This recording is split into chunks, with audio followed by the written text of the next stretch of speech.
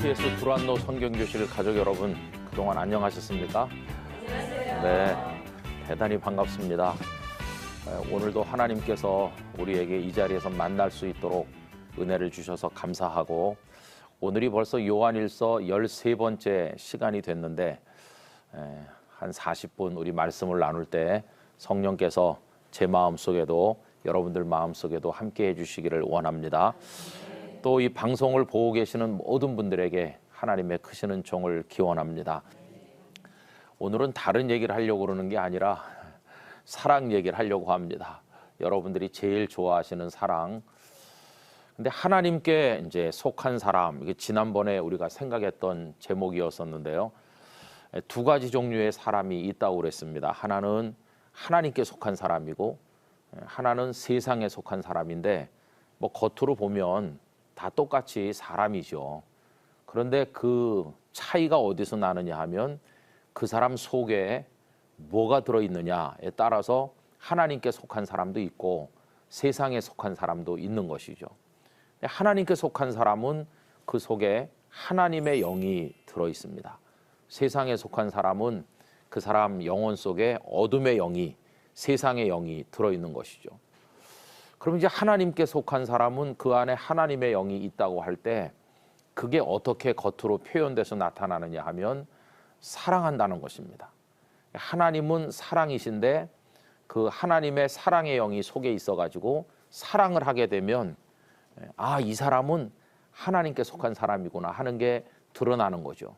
오늘 읽은 말씀 7절과 8절을 우리 다시 한번 보도록 합시다. 거의 분명하게 그 이야기가 나오죠. 사랑하는 자들아, 우리가 서로 사랑하자. 사랑은 하나님께 속한 것이니 사랑하는 자마다 하나님으로부터 나서 하나님을 알고, 사랑이신 하나님을 이제 아는 거죠. 그 사람이 사랑하는 사람이니까. 또 8절, 사랑하지 아니하는 자는 하나님을 알지 못하나니 이는 하나님은 사랑이심이라. 그래서 우리 그리스도인들에게 있어서 사랑이라고 하는 게 굉장히 중요하다는 걸 알게 돼요.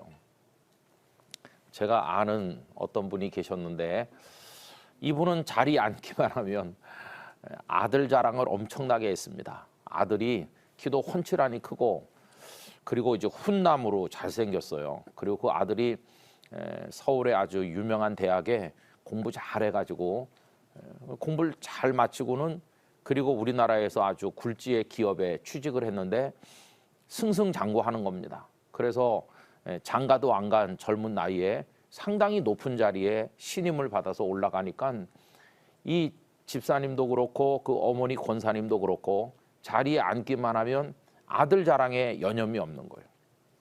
자랑할 만했어요. 교회에서는 뭐 고등부 회장 했지, 청년부에서는 또 청년부에서도 임원도 하고 뭐 여러 가지 일을 다 했거든요. 교회 안에서도 모험생인 것 같고 바깥에 나가도 잘 되고, 그러니까 많은 사람들이 그 아들을 부러워했어요. 그런데 언제부터 문제가 이제 틀어지기 시작했느냐 하면은 결혼하면서부터 좀 틀어지기 시작했어요. 물론 그 조짐은 결혼하기 전에도 조금 나타났어요. 왜냐하면 이 사람이 이제 잘 나가고 그다음에 사회적인 명사들과 어울리다 보니까 자신의 그 부모님이 초라하게 보이는 겁니다. 이 부모님은 키도 작으시고, 특별히 아버님은 등도 꾸부정하시고, 그리고 험한 일을 많이 하시면서 사셨기 때문에 이렇게 척 보면은 고생 많이 한 사람 표가 나잖아요. 어렵게 사는 사람 겉으로 표가 나는데 그 아버님이 그랬거든요. 그러니까 이 아들이 우리 아버님이세요, 우리 어머님이세요 이렇게 말하려고 그러니까 조금 이게 불편한 점이 있었던 것 같아요.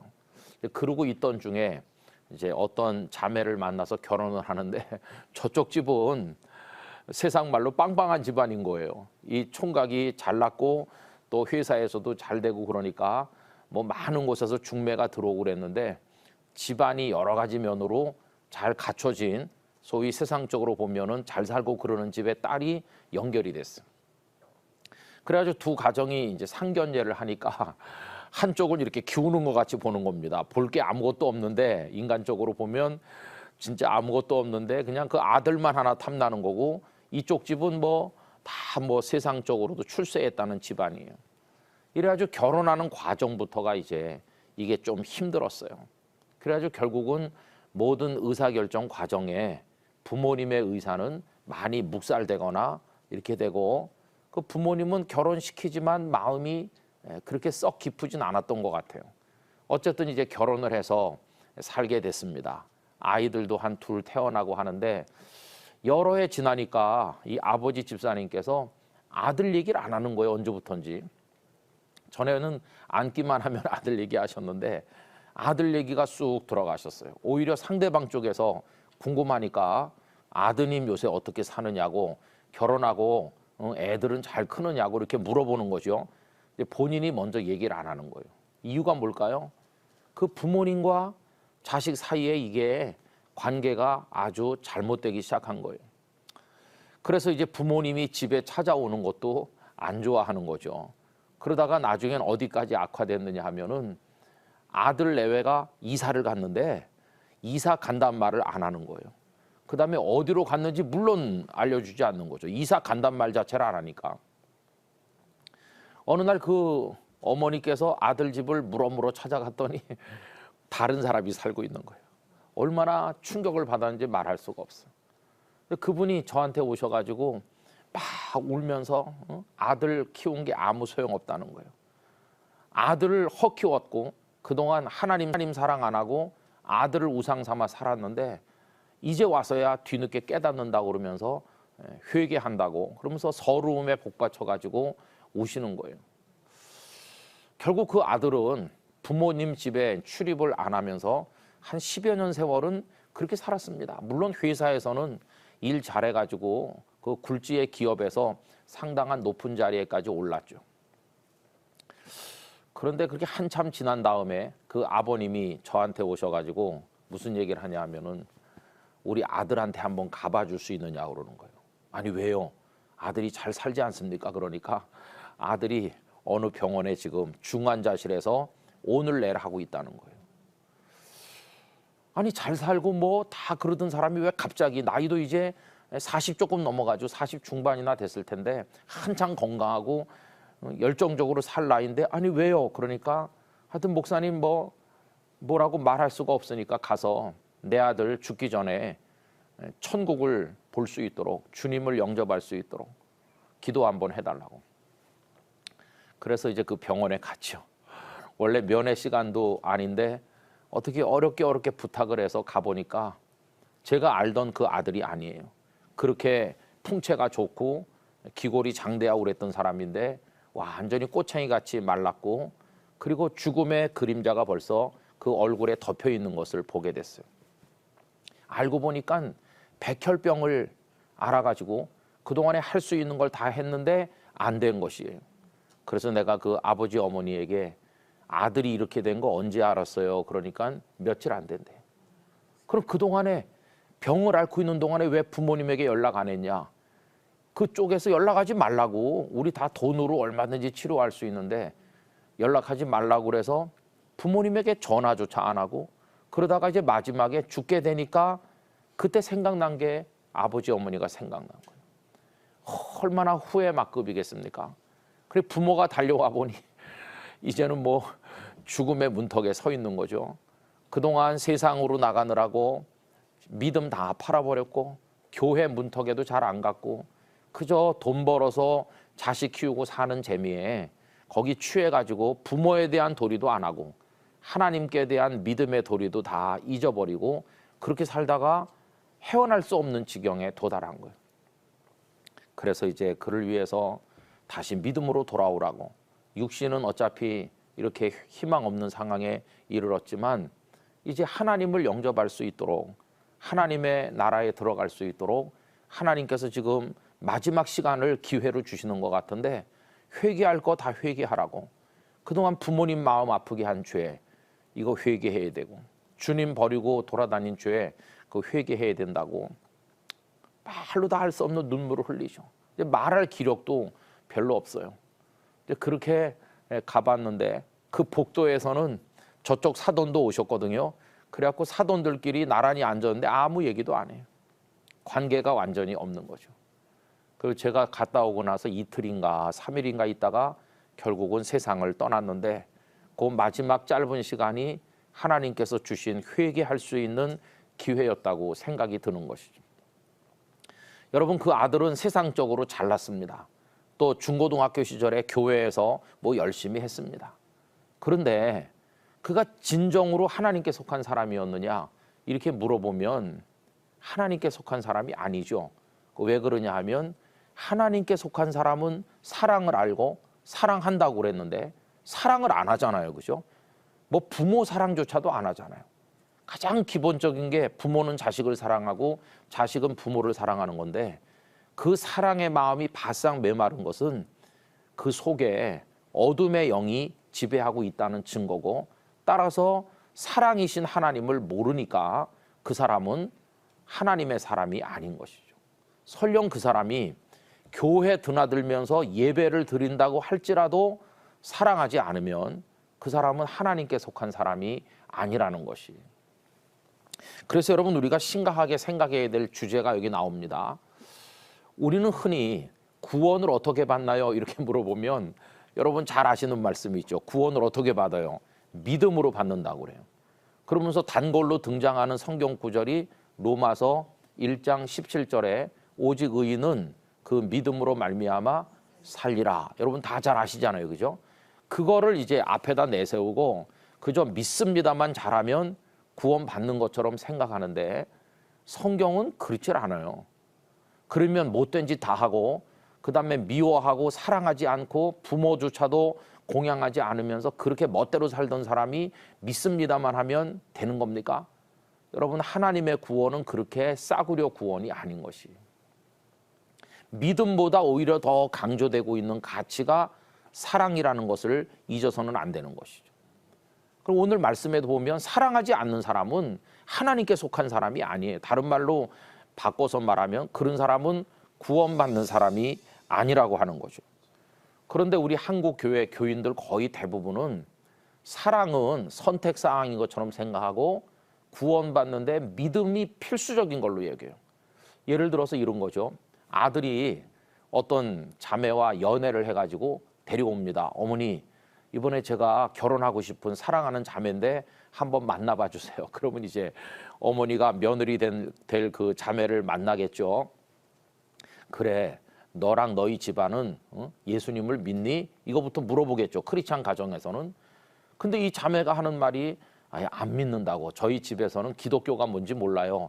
아무도 교회 다니는 사람 없어요. 그러면 시어머니 될 그분이 펄쩍 뛰면서 아들 보고 집에 와서 뭐라고 하겠습니까? 우리 집안은 믿는 사람 아니면 안 돼. 왜 그럽니까? 믿음이 아주 중요하다고 여기니까요. 안 된다고 딱 잡았대요.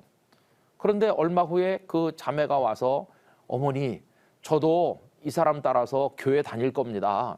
저도 이제 세례도 받고 할 거니까 저를 받아주세요. 그러면은 금방 얼굴이 펴져요. 왜? 믿는다고 하니까. 그래가지고 이제 몇 달 동안 데리고 다녀가지고 교회가 정한 절차에 따라서 세례도 받고 또 눈물도 한두 방울 찍어내면서 예배도 잘 드리고 그러면 그 시어머니 될 분이 막 입이 벌어지는 거예요. 넌 어쩌면 그렇게 믿음의 복을 받았냐? 어떻게 그렇게 쉽게 믿어지느냐? 그러면서. 그리고 이제 너는 이제 우리 며느리라고 그래요. 그런데 며칠 후에 와가지고 어머니 세례 받으려고 하긴 했는데 집에 가서 생각해 보니까 안 믿어져요. 이러면 또 표정이 어두워질 거예요. 우리는 그래요. 믿음이 너무도 중요하다고 여기니까요. 물론 믿음이 중요하죠. 근데 믿음은 그렇게 중요하게 여기면서 이 자매가 와서 이런 얘기하면 어떤 반응을 보일까요? 어머니, 사실 저희 집안은 참 복잡합니다. 아니 뭐가? 저희 아버님하고 그 저희 큰아버님하고 사이가 많이 안 좋습니다. 그 할아버지께서 이제 유산을 남겨주셨는데 그거 분배하는 과정에서 큰아버님이 좀 욕심 사나우셔서 많이 가져가시고 다른 형제들하고 이렇게 등지고 살고 있습니다. 그래서 저희 사촌끼리도 왕래가 없고 제가 이번에 결혼하지만 저희 큰 집에서는 아무도 안 올 겁니다. 이렇게 담 쌓고 산 지가 오래됐어요. 만약에 그렇게 시어머니 되실 분에게 말하면 펄쩍 뛰면서 그런 사람 우리 집에 며느리로 못 들인다 그러겠어요? 안 그럽니다. 아이고 그거야 뭐 결혼에 무슨 별 문제가 되겠냐? 그 집 식구들 오든지 안 오든지 네가 하나님 잘 믿으니까 됐어. 이렇게 말하거든요. 여러분, 믿음은 굉장히 중요하게 여기면서 그 가족들끼리 사랑하지 않는 거에 대해서는 심각하게 생각을 안 해요. 뭐 그럴 수도 있지 뭐. 그 집 식구들 안 와도 괜찮다고. 아, 그 사람들 너무한 사람들이구나. 너희한테 유산을 많이 안 나눠주다니. 이러면서 오히려 그 며느리 가족을 편들죠. 이 얘기를 왜 말씀드리느냐 하면 우리는 우리도 모르는 사이에 믿음은 굉장히 중요하지만 사랑은 뭐 그냥 뭐 이렇게 사랑에 실패하는 거는 별로 심각하게 생각을 안 하는 거예요. 하찮게 여겨요. 이게 벌써 가치관이 건강하지 못하다는 것을 알 수 있습니다. 그런데 성경 말씀을 잘 보면 우리 주님의 말씀에도 그렇고 서신서에도 그렇고 믿음만 있으면 구원을 받는 게 아니라 사랑이 함께 있어야 된다는 게 똑같이 강조되고 있어요. 우선 예수님의 말씀 속에서 보면 그 마태복음 25장에 세 번째 나오는 비유가 있죠. 마태복음 25장의 맨 앞에는 10명의 처녀 비유가 나오고 두 번째 나오는 게 달란트 비유고 마지막 세 번째 나오는 게 양과 염소의 비유입니다. 오른쪽에는 양 같은 사람이 왼쪽에는 염소 같은 사람이 앉잖아요. 그죠? 그런데 그 양 같은 사람을 우리 주님이 이제 심판자처럼 인자가 오셔서 칭찬을 하시는데 뭐 때문에 칭찬합니까? 야, 너희가 믿습니다. 잘하더라. 이래서 칭찬하나요? 아닙니다. 너희가 내가 굶주릴 때 먹을 거 줬다.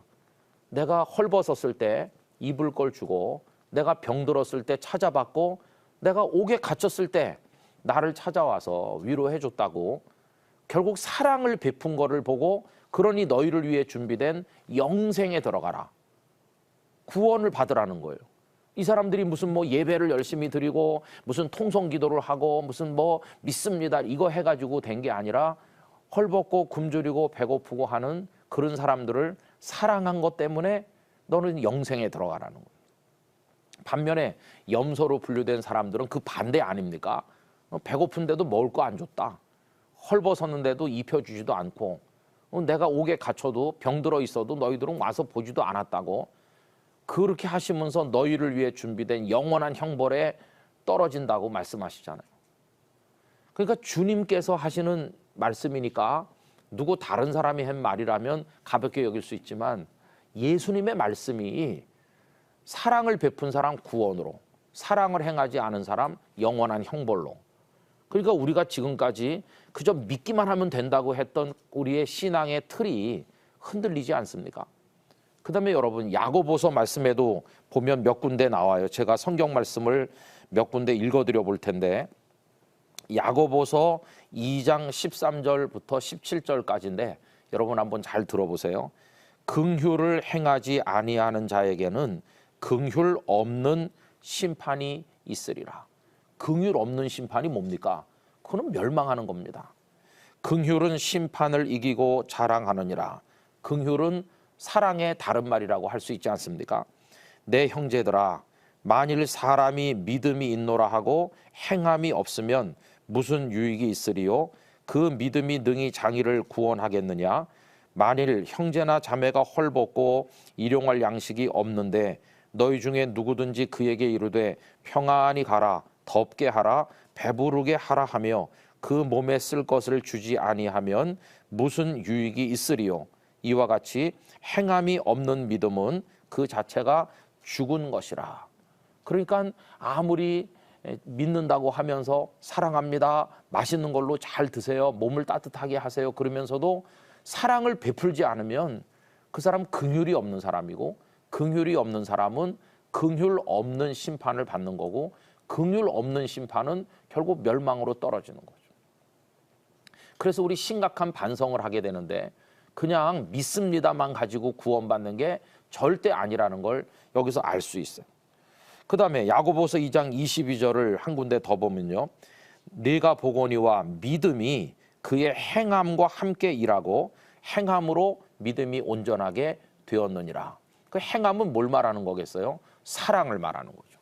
그래서 여러분 믿음이 여기 있고 사랑은 여기 있고 서로 다르다고 생각하시면 안 되고 믿음은 기독교 신앙의 시작 부분이라고 한다면 사랑은 기독교 신앙의 완성 부분이라고 생각하면 됩니다. 우리가 신앙을 가지고 하나님 앞에 나가는데 믿음은 그 출발점이에요. 주여 내가 믿습니다. 저는 죄인입니다. 저를 받아주세요. 저 주님 없이는 못 삽니다. 주님만을 제가 믿습니다. 이렇게 시작해요. 그런데 그 신앙이 이제 온전해지려면은 거기다가 사랑이 더해져 가지고 사랑은 우리의 모든 신앙의 틀을 완성하는 마지막 마침표와 같다. 근데 그게 없으면은 이게 신앙이 완성된 게 아니에요. 이거 온전한 신앙이 아니고 병든 신앙이라는 걸 알 수 있는 거죠. 그래서 그 고린도전서 13장 13절, 고린도전서 13장 무슨 장입니까, 여러분? 사랑장이죠. 그렇죠. 그 13장 13절 맨 끝절에 참 재밌어요.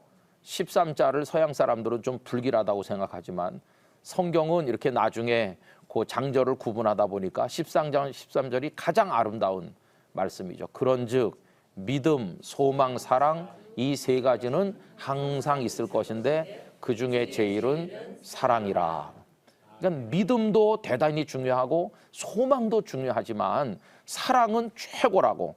왜냐? 이 사랑이 믿음도 완성하고 소망도 완성하니까요. 여러분, 어린 애가 학교 갔다 쪼르르 집에 옵니다. 엄마, 선생님이 내일 뭐 가져오래. 그러면서 아이가 엄마한테 자기가 필요한 걸 얘기합니다. 그렇죠? 그리고 선생님이 일주일 후에 엄마 학교로 모셔오라고 그랬어. 그렇게 이야기할 때 아이의 마음속에 믿음도 있고 소망도 있는 거죠. 우리 엄마는 틀림없이 준비물 챙겨줄 거야. 우리 엄마는 다음 주에 학교에 와주실 거야 라고 하는 믿음도 있고 소망도 있는 건데, 여러분, 이 믿음과 소망이 무엇 때문에 가능해지는 겁니까? 아이는 엄마를 신뢰하는 거고 엄마는 아이를 무한 사랑하거든요. 아이, 그래? 준비물 챙겨주는 사랑, 다음 주에 엄마가 일찍 갈게, 그 사랑이 믿음이 믿음 되게 하고 소망이 소망 되게 하는 거죠. 그래서 믿음, 소망, 사랑 중에 사랑이 최고다. 만약에 사랑이 없으면 어떻게 됩니까? 사랑이 없으면 아이가 와서 나 엄마를 믿어요, 다음 주에 와줄 줄로 믿어요, 다음 주에 엄마가 왔을 때 얼마나 우리 애들이 엄마 보고 멋지다고 그러고 날 부러워할지 내가 생각하면 기대가 돼요. 이런 소망이 엄마의 마음에 사랑이 없으면 다 물거품이 되는 거예요. 준비물 안 챙겨주는, 다음 주에 엄마 안 가, 그러는 순간 모든 게 다 끝나잖아요. 그러니까 믿음, 소망, 사랑 중에서 사랑이 최고라고 우리에게 전해주신 이 말씀을 우리가 이해를 해야 되는 거죠. 그럼 한번 생각을 해보세요. 나는 교회 가서 예배드리고 내 나름대로 주여 믿습니다 이렇게 하고 간절하게 기도도 하고 이렇게 하는데 내 속에는 정말 주님이 원하시는 사랑이 이게 연결어가고 있는지, 그리고 내 언어를 통해서나 내 표현을 통해서나 내 삶을 통해서나 사랑이 되고 있는지, 그 생각을 심각하게 해봐야 되는 거죠. 물론 나도 우리 남편 사랑하고 아내 사랑하고 자식 사랑하고 우리 부모님 사랑하고 일가 친척 뭐 친한 친구 나도 다 사랑합니다. 누가 아프다 그러면 가서 병고안도 해주고 뭐 도와주기도 하고 식사 대접도 합니다. 이렇게 생각하지만 여러분, 예수님의 사랑의 기준은 그게 아니죠. 친한 사람들끼리 친하게 다니는 거는 그건 이방인들끼리도 다 하는 거라고 마태복음 5장에 말씀하셨고, 예수님의 원하시는 사랑은 너를 핍박하는 자를 위해서 기도해 주라. 그리고 원수를 사랑하라. 이게 예수님의 사랑의 기준은 그런 것이죠. 어떻게 생각하세요? 세상 사람들이 한국 교회를 비방하는 이유가 뭘까요? 야, 너희들 왜 이렇게 믿음이 없냐? 맨날 교회 다니면서 더 잘 믿어라 이러면서 우리를 욕하나요? 아닙니다. 믿음이 없다고 비난하는 게 아니에요. 세상이 우리를 비웃는 것은 사랑이 없다고 말하는 거예요. 저는 그래서 우리 한국 교회가 이 세상 앞에 다시금 일어서기 위한 가장 중요한 게 뭘까? 저는 사랑이라고 생각합니다. 작은 데서부터 무슨 크게 표를 걸고 구호를 외치면서 사랑하자 이렇게 외친다고 되는 게 아니라, 사랑의 영이신 하나님의 영이신 성령께서 우리 가슴 속에 임해 우리의 딱딱하고 굳어진 마음을 부드럽게 하시면서 불쌍히 여기는 마음, 긍휼히 여기는 마음, 그를 사랑해주고 싶은 감동, 이런 게 생기면서 그저 가까운 데서부터 먼 데까지 사랑을 하는 거죠. 가깝게는 늘 만나는 지척에 있는 이에게 따뜻한 말 한마디, 그를 위한 거짓 없는 사랑의 기도 한마디, 이런 게 다 사랑의 실천이고, 또 멀게는 지구 반대편에 저 소말리아 뭐 이런 데 있는 사람들을 위해서 내가 주머니에 한 푼 털어서 그 사람들을 구호하기 위해서 뭐 교회를 통해 하든지 NGO 단체를 통해서 하든지 그거 몇 푼을 보내는 사랑까지, 그리고 그 사랑의 이제 절정은 예수 그리스도의 생명의 복음을 전해주는 게 절정이겠죠. 거기까지 우리가 그리스도인으로 사는 건 그렇게 복잡한 게 아닙니다. 그리스도인으로 예수님을 믿으며 사는 것은 막 교회 가서 무슨 직분을 받고 거기서 뭐 여전도회 남선교회 아유 머리 아프고 복잡하다 그런 게 아니라, 그리스도인으로 사는 것은 그냥 내가 삼위일체 하나님을 믿고 그 믿음을 밑에 깔고 그분이 원하시는 사랑의 삶을 잔잔하면서도 소리 없지만 변화를 가져오는 사랑을 실천하는 거, 그게 그리스도인으로 사는 겁니다. 우리 이 땅에 있는 1000만 그리스도인들이 그냥 소박하게 사랑하며 살면 얼마나 좋을까. 뭐 교회를 뭐 대단한 교회로 만들어서 옆에 교회보다 앞서 나가고 이런 거 다 내려놓고 주님이 다 안배하신 대로 은혜 주신 대로 오늘 내가 그리스도인 된 거 감사하면서 그렇게 살아가면은 예수님을 믿고 사는 게 아주 단순해지지 않겠어요? 단순해지는 거죠, 그죠? 엄마는 기도하면서 아이들 밥을 해주는 게 그리스도인으로서 어머니의 사랑을 베푸는 것이고, 아이는 엄마 앞에 감사합니다 그러면서 밥을 먹고 열심히 공부하고 우리 엄마 마음이 행복하셔야 될 텐데 그러면서 엄마를 기쁘게 재롱을 부리는, 그건 또 그 자녀로서 그리스도인으로 사는 것이고, 다 그런 거죠. 직장 생활도 돈 받기 위해서 일하는 거는 참 이건 힘든 것 같습니다. 회사를 사랑하고 이 회사를 창립하신 우리 사장님이 고생 너무 많이 하신다. 요새 불경기인데 자금 회전도 어렵고 생산한 물건 팔기도 참 어려운데 우리가 사장님 위해 좀 더 힘쓰자. 사랑의 마음으로 하면 뭐 사장과 직원이기 이전에 정말 인간적인 관계로 너는 왜 바보같이 그렇게 하냐. 저는 주님을 믿거든요. 이 한마디가 얼마나 놀라운 메시지가 되겠어요. 그래서 우리가 이제 해야 될 일이 다른 게 아니라 사랑하는 사람이 되는 겁니다. 사랑하는 사람. 여기야말로 성령님의 강력한 역사가 필요한 부분이에요. 우리는 천성적으로 사랑하지 못하는 삐뚤어진 본능을 가지고 있으니까, 욕심이 많으니까. 그래서 정과 욕심은 다 십자가에 못 박고, 왜? 십자가는 사랑의 절정 아닙니까? 내 정과 내 욕심을 다 십자가에 못 박고 이제는 주님이 하신 것에 억만분지일이라도 사랑하는 사람으로 살고자 하는 소원을 우리가 가지고 사랑을 위한 기도, 그걸 우리가 드리는 것이죠. 여러분들이 다 작은 사랑의 불꽃을 피워 올리게 되시기를 바랍니다. 그래서 그 불씨가 또 다른 불씨를 또 촉발시켜서 더 크게 타오르게 되는 것처럼 그렇게 하는 게 우리의 본분인 것이죠. 자, 그러면 사랑은 어떻게 하는 것일까? 사랑은 어떻게 하는 것일까요? 사랑에도 이제 방식이 있는 거죠. 그 오래전에 국민 드라마처럼 많은 사람들이 좋아했던 드라마가 있었는데 그 허준이라는 드라마가 있었어요. 그죠? 생각나십니까? 아마 한 20년은 된 것 같아요. 근데 제가 그 20년 된 거를 기억하는 무슨 이유가 있는데요. 그때 이제 막 시청률이 50%를 넘고 대단했습니다. 그런데 거기 이제 극 중에 재미를 위해 가지고 허준이라는 인물의 삶을 사실적으로 보여준 게 아니라 아주 거기 각색이 잘 돼 있어요. 거기 이제 민정호라고 하는 인물이 한 사람 등장하죠. 아, 제가 허준 얘기했습니까? 네, 대장금 얘기하는 건데 착각을 했네요. 그래가지고 이제 거기 민정호라는 남자가 등장하죠. 그리고 이제 그 민정호가 대장금하고 이렇게 마음으로 사랑을 나누잖아요. 근데 나중에 중종 임금이 대장금을 사랑하게 돼요. 그래서 장금이를 옆에다 두려고 하죠. 그러고 있을 때 민정호가 목숨을 내놓을 각오를 하고 밤에 중종 임금을 찾아가는 대목이 나옵니다. 그리고 이렇게 말합니다. 이 여인을 후궁으로 들이면 그냥 궁궐의 여인으로 그 인생이 끝나고 만다는 거예요. 그런데 많은 재주가 있지 않냐. 의학적인 많은 소질과 재주가 있으니까 그걸 묵히는 것은 너무나도 아깝다는 생각이 든다. 그러니까 왕 보고 그 여인을 후궁으로 들이지 말라고 지금 말하는 거예요. 그러니까 목이 달아날 말을 하는 거죠.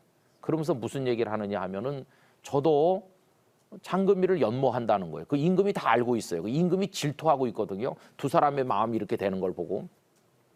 그렇지만 그 여인을 저의 여인으로 만들지 않으려고 해왔다고. 그러면서 그 여인이 자신의 길을 갈 수 있도록, 그 의원으로서 대성할 수 있도록 옆에서 지켜주고 저의 아내가 되기보다는 의원의 길을 가도록 해주는 것이 그동안에 제가 그 여인에게 가진 저만의 연모의 방식이었다고 말해요. 그 연모의 방식이라는 말이 나옵니다. 연모의 방식. 그러니까 연모가 마음속으로 누군가를 사랑하는 건데 그냥 감정이 솟구치는 대로 막 한다고 그게 되는 게 아니고 그 연모도 방식이 있다는 거예요. 방식. 그러니까 그 중종임금이 심각하게 들어요. 아, 연모에도 방식이 있구나. 내 신하가 이 자매를, 이 여인을 사랑하는데 자기 방식을 정해놓고 사랑하는구나. 그러면 임금으로서 한 여인을 사랑하는 나의 연모의 방식은 뭘까? 이제 그걸 고민하게 되는 거죠. 그래서 임금도 그 여인을 후궁으로 들이기보다는 자신의 병든 몸을 돌보는 궁궐의 의사로, 의원으로 받아들이고 그를 어의로 삼아가지고 자신을 돌보게 해요. 그러다가 이제 더 이상 회복될 가능성이 없다고 생각됐을 때 이 장금이를 민정호에게 도피시켜요. 그 두 사람의 사랑이 이루어질 수 있도록 배려하는 거예요. 그래가지고 그게 이제 연모의 방식이 두 남자가 한 여인에 대해서 자기 나름대로 정리하는 거죠. 그 허준 얘기를 아까 했기 때문에 얘기를 좀 해보면요. 그 허준도 거기 보면은 예진이라고 하는 한 아가씨가 등장해요. 근데 거기도 연모의 방식이 있는 거예요. 그 예진 낭자는 멀찌감치서 바라보기만 해, 그죠? 늘 바람만 보고 그렇지만 마음속으로는 이렇게 뭔가 있어요. 그 옛날에 그런 드라마들을 종종 보면서 가슴 속에 어떤 감정이 이렇게 분출되는데 그 감정을 이렇게 그보다 더 큰 어떤 질서를 가지고 다스려 나가기도 하고 이걸 갖고 나가는 우리 옛 어른들의 그 사랑의 방식이라고 할지 삶의 방식을 느껴본 적이 있습니다. 근데 오늘 우리가 이제 사랑한다고 할 때 그냥 본능적으로 내 가슴 속에서 뭐가 일어나는 대로 그냥 막 이렇게 하면 그게 사랑인가? 그건 아닌 것이죠. 그리스도인의 사랑에도 어떤 방식이 있는 거죠. 방식이. 그리고 그 방식이 뭘까? 사랑의 방식 이렇게 한다면 오늘 본문에서는요 3가지 정도를 이야기할 수 있어요. 우선 첫째로 우리의 사랑의 방식은 뭐냐 하면 하나님께 배우는 건데 첫째는 먼저 하는 사랑 이걸 이야기할 수 있습니다. 여러분 오늘 본문 말씀 가운데서 10절 앞부분을 한번 다시 보세요. 10절 앞부분을 우리 다 같이 읽어보실까요? 사랑은 여기 있으니 우리가 하나님을 사랑한 것이 아니요 하나님이 우리를 사랑하사. 아멘. 이렇게 나왔죠. 하나님께서 사랑의 모델이신데 하나님께서 보여주신 사랑은 첫째가 우리 사람이 먼저 하나님을 사랑하기를 기다리신 게 아니라 그분이 먼저 하신 거예요. 여러분 세상의 우상 종교와의 결정적 차이가 이겁니다. 옛날에 구약 시대 때도 보면 뭐 별별 우상들이 많이 나오잖아요. 그모스, 몰록, 뭐 바알 많이 나오는데 그 우상들의 특징은 이겁니다. 제물을 바쳐라. 안 바치면 가만 안 두겠어. 제물을 바치는 걸 보고 내가 복을 주든지 용서하든지 하겠어 하면서 이렇게 버티고 있는 거예요. 너희가 먼저 나를 사랑하고 섬기면 그때 가서 보고 내가 뭐 해주든지 말든지. 여러분 우상의 종교는 그런 구조로 돼 있어요. 인간 쪽에다가 먼저 움직이라고 명령하는 거예요. 그런데 하나님은 그런 분이 아니세요. 여러분 하나님께서 이스라엘 백성들에게 요구한 대표적인 게 뭡니까? 십계명을 지키라는 거였잖아요. 그런데 그게 출애굽기 말씀에도 나오고 신명기에도 나오는데 아주 중요한 게 있습니다. 제1계명부터 제10계명까지의 그 본문보다 더 중요한 게 그 앞에 나오는 서론인데 하나님께서 이렇게 말씀합니다. 나는 너희를 종되었던 집 애굽에서 구원해낸 너희의 하나님 여호와다. 이걸 먼저 얘기하시고 제2는 하면서 나가는 거예요. 그럼 그 앞에 그게 뭡니까? 내가 먼저 너희를 사랑했다는 겁니다. 너희들이 계명을 잘 지켰기 때문에 애굽에서 구원한 게 아니고 너희들이 형편없이 살고 있었지만 내가 먼저 너희를 사랑해서 애굽에서 건져서 여기 시내산 밑에까지 데려왔다. 내가 너희를 먼저 사랑했어. 그러니 이제 너희도 나를 사랑해. 어떤 방법으로? 이 계명을 지키는 게 나를 사랑하는 거다. 이거거든요. 여러분, 우리가 지금 주님을 믿는 것도 똑같죠. 우리가 먼저 주님을 향해 많은 걸 해드렸기 때문에 예수님께서 세상에 오신 게 아니라 우리는 죄 가운데 살고 있었지만 주님이 먼저 그 영광의 보좌를 떠나서 이 땅에 오신 거죠. 그래서 하나님께서 우리에게 보여주시는 사랑의 방식이 뭐냐 하면요, 먼저 하시는 거예요. 여러분, 이 세상에 먼저 해서 좋을 것도 있고 안 좋을 것도 있어요. 사람들 보면 대개 이렇게 망을 가만히 봅니다. 분위기가 어떤지 좀 보고, 그래가지고 누가 먼저 이렇게 나서서 하고 분위기가 그쪽으로 가는 것 같으면 나도 글로 가볼까, 이렇게 망 보는 사람이 많아요. 물론 이것저것 따지지도 않고 무조건 제일 먼저 나서서 설치다 보면 실수할 때도 있는 건 사실이에요. 그러나 제일 먼저 누구보다 많이 해서 후회 없는 유일한 한 가지가 사랑하는 것이에요. 사랑은 누구보다 먼저 해서 나쁠 게 하나도 없고 누구보다 많이 해서 비난받을 게 아무것도 없는 게 사랑이라는 걸 알 수 있어요. 그래서 하나님께서는 우리에게 어떤 사랑의 방식을 가르치셨냐 하면 먼저 하는 사랑. 여러분, 상대방이 사랑하기 전에 먼저 한번 해보시기 바랍니다. 그래서 우리 찬양 가사 중에 이런 게 있어요. 두 사람이 서로 이렇게 갈등하고 미워하는데 왜 내가 먼저 손 내밀지 못했을까? 내가 먼저 손을 내밀었으면 좋았을 걸. 그래서 그 후회하는 가사가 되어 있는 찬양이 있잖아요. 그래서 그리스도인의 사랑은 먼저 하는 사랑이어야 된다. 두 번째 사랑의 방식이 뭐냐 하면 살리는 사랑을 하는 겁니다. 살리는 사랑. 여러분, 9절을 우리 다 같이 한번 읽어봅시다. 하나님의 사랑이 우리에게 이렇게 나타난 바 되었으니 하나님이 자기의 독생자를 세상에 보내심은 그로 말미암아 우리를 살리려 하심이라. 아멘. 거기 하나님의 사랑의 목적이 나오죠. 하나님께서 우리를 사랑하시는 목적은 우리를 살리려고요. 살리는 사랑을 하는 거죠.